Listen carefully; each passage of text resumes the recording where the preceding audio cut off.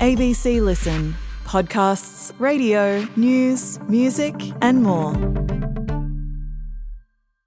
Christopher Skase, young, handsome entrepreneur. He finds epic success in the 80s. He came with that cowboy energy. He was doing big things. Skase becomes a media mogul. He outbid the legendary Rupert Murdoch. His empire teeters, but he outfoxes them all. I'm Mark Humphreys. To binge the full series now, search for ABC Rewind and look for Skase, Fall of a Tycoon on the ABC Listen app or wherever you get your podcasts. Hi, it's Sam here.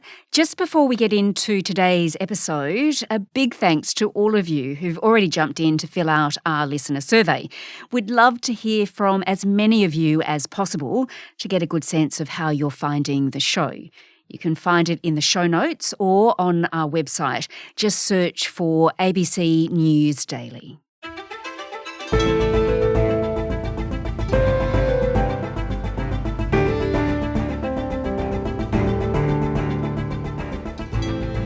He's the polar opposite of Donald Trump, a young Muslim political novice and democratic socialist. He's tracking to become the next mayor of New York City. Today, Geoff Kabaservice from the centre-right think tank, the Niskanen Center, on how Zohran Mamdani managed to capture the attention of New York voters and whether he could be the answer to the Democrat Party's woes. I'm Sam Hawley on Gadigal land in Sydney. This is ABC News Daily.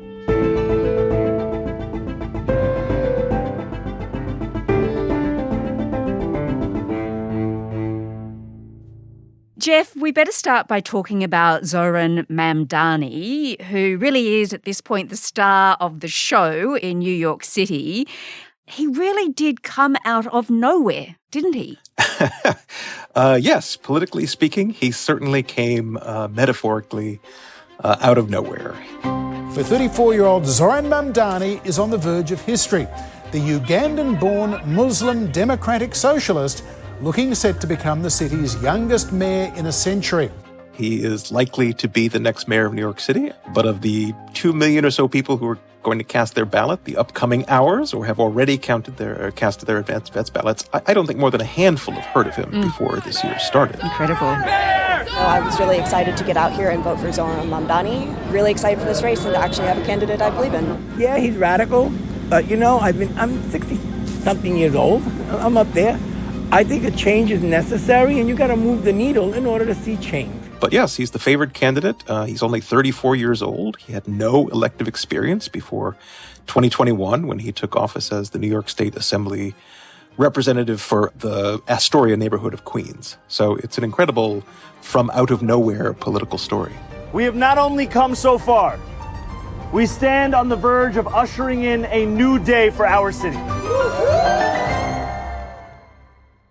And, people were pretty amazed, weren't they, when he won the Democratic nomination over Andrew Cuomo, a Democratic politician, a heavyweight, a former governor. Yeah, and not just the former governor, but also, in a sense, Democratic Party royalty, because his father also had been the governor of New York and was a headline name. And I think, it's even more unusual in that Zohran Mamdani has not come up through the Democratic Party. He is on the far left wing of the party. He's actually a member of the Democratic Socialists of America, and he doesn't look like most of the people who have been mayors of New York prior to this time. He was born in Uganda to parents of Indian descent and did not actually arrive in this country until I think he was 7 years old. And he's a practicing Muslim. That's right. I think his family is Gujarati Muslim on his father's side and Punjabi Hindu on his mother's.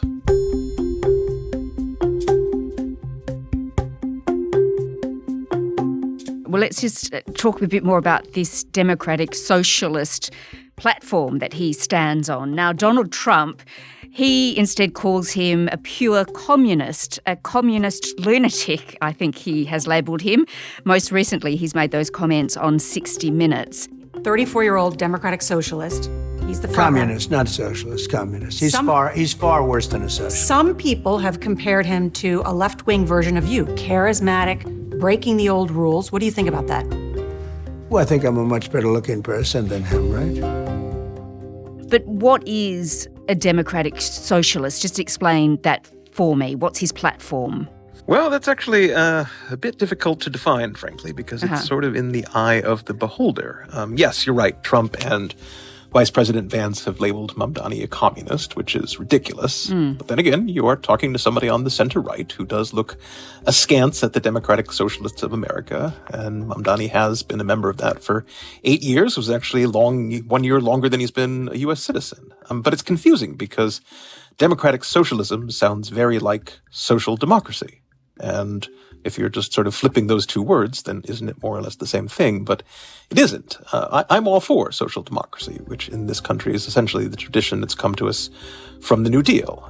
It's the state making greater provision for the public welfare within a capitalist system. But democratic socialism essentially calls for the end of the capitalist system. And I would say that history strongly suggests that any regime that takes away economic freedom ultimately ends up taking away political freedoms as well. But in practice, I think most people in this country, especially young people who have no memory of the Cold War, just understand democratic socialism to be a more left-wing take on liberalism, a sort of Bernie Sanders and Alexandria Ocasio-Cortez opposition to billionaires and corporations. At the heart of Mamdani's campaign, it's been issues of affordability, so housing, rent, transportation, education. What's he been promising? Just explain that. So let me just say one thing about Mamdani. You know, he's really good at social media. Social media probably was essential to his rise to win the Democratic primary from the well-established Andrew Cuomo, also beating out former mayor, or the current mayor, Eric Adams. And I mean, he really is to the vertical TikTok or Instagram video what Ronald Reagan was to television, what Franklin Roosevelt was to radio. I'm freezing. Your rent as the next mayor of New York City. Let's plunge into the details. My name's Zohran Mamdani, and I'm running for mayor of New York City. Lovely to see you guys. He's also really well-versed in the lingo of the terminally online. He has Riz, he's great at memes, and he has a good cinematic eye, which makes sense since his mother, Marinere, is an accomplished filmmaker. But the videos showcase what makes him appealing, including not only his good looks and his youth, but also his relatability, his non-politician, aura of authenticity, but also, as you said, his focus on the affordability crisis that most New Yorkers are feeling, particularly in the middle classes and the working classes. I'm running to put money back in the pockets of working people. Andrew Cuomo spent a decade taking it out. Donald Trump and Elon Musk are threatening Medicaid and attacking organized labor. We need a mayor who will stand up to them, not a former governor who did the same thing. And he's called for rent control, or not rent control, it's really a rent freeze on what are already rent-controlled or rent-stabilized apartments. He's called for city buses to be made free. He's called for universal free childcare. He's called for the creation of city-run grocery stores, the construction of, I think, 200,000 units of public housing over 10 years. And all of this to be paid for by raising the corporate income tax and raising the personal income tax on New Yorkers making more than $1 million a year. Together, New York, we're going to make buses fast, and together, New York, we're going to deliver universal.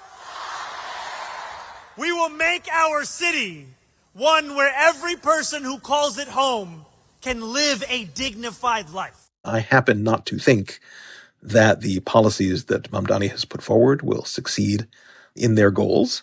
I actually don't think that there are many things that he says he wants to accomplish that he can accomplish because he needs the approval of the state legislature to raise taxes. And without a tax increase, there isn't any way to fund a program that I do agree with, like universal free childcare.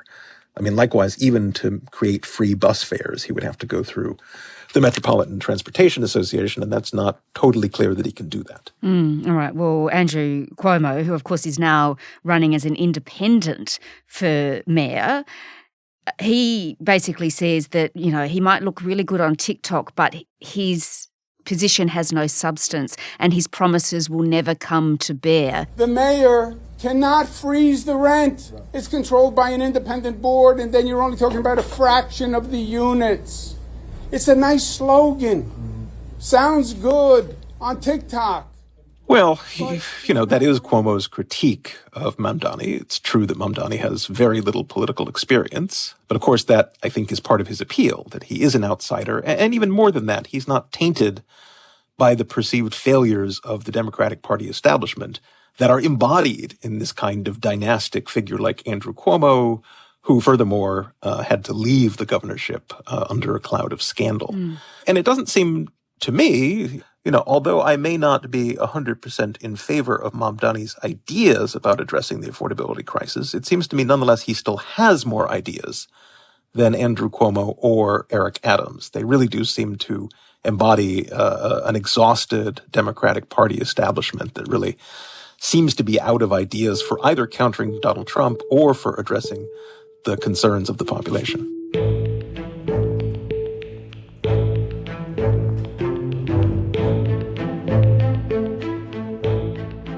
All right, well, let's talk about the Democrats a bit more in a second. But there is also, of course, a Republican nominee, isn't there? We sort of forgot to mention him, but there is one. Yeah, Curtis Sliwa, he actually was the Republican nominee in the last mayoral race that Eric Adams won. He probably will do about as well as he did last time, which is to say not very well at all. He's sort of a colorful character, but his main appeal is as the creator of the Guardian Angels anti-crime vigilante patrol. His appeal really is strongest in a time when most New Yorkers are worried about high crime. That certainly was the case in the last election in 2021. It is not so much the case right now. All right, well, Geoff, let's turn now to what this election might mean more broadly, particularly for next year's midterm elections. Now, this will be pretty interesting for the Democrats, right? Because they really do at this point need a formula to get out of the doldrums. And if Mamdani, for instance, succeeds, will it be perceived that that's the sort of model that they need to lean towards? Well, there is a major debate going on within the Democratic Party about how to get out of what you accurately called the doldrums that they're in. Because it's worth mentioning that even though Trump is generally unpopular right now in the United States, the Democrats are even more unpopular. In fact, they are polling at their lowest approval rating since there has been polling on this question. And they're not seemingly benefiting from Trump's unpopularity. And there is a question about what is it that the public doesn't like about the Democratic Party? Why is the brand tarnished? And there certainly are people saying that the Democratic Party needs to move back toward the center. It needs to moderate. It particularly needs to move away from what are perceived to be its excesses on left-wing cultural issues. But there are also people saying equally vehemently that what the Democratic Party needs to do is it needs to charge up its followers. And that is best accomplished through young, charismatic, left-leaning candidates like Mamdani, who can really inspire especially young people and activists. I have a feeling that what we're not going to get is a significant verdict one way or another. Zohran Mamdani could very well win, probably will win, in New York City, but New York City is not a representative example of the problems that Democrats face across the country as a whole. Donald Trump, too, of course, he'll be watching. Well, Trump certainly will be interested to see if Zohran Mamdani is perceived to succeed in New York City if he becomes mayor, what success would mean, and to what extent the Republicans would be able to use him as the kind of national scare figure that they've in the past used people like Alexandria Ocasio-Cortez or Nancy Pelosi. Yeah, because Donald Trump has already threatened to cut funding to New York City if he does win, hasn't he? He has. It's going to be hard for me as the president to give a lot of money to New York because if you have a communist running New York, all you're doing is wasting the money you're sending there. So it's not clear to what extent he could do that. Certainly there are a lot of things that Trump can do to make life in New York more difficult. But again, the question is, to what extent are the problems of New York perceived to be caused by Donald Trump, or to what extent might the problems be seen to be caused by a Zohran Mamdani administration that isn't succeeding in its perceived goals? Well, Geoff, the bigger elections are still to come. The ones that really matter to Donald Trump are the midterms next year. I think likelier than anything else is that the midterm elections will be a referendum both on Donald Trump and his perceived successes or failures at that point, particularly in as far as the economy is concerned, but also maybe on Zohran Mamdani and how more left-leaning proposals are working in terms of relieving the economic burdens on working-class Americans in cities like New York and improving their quality of life.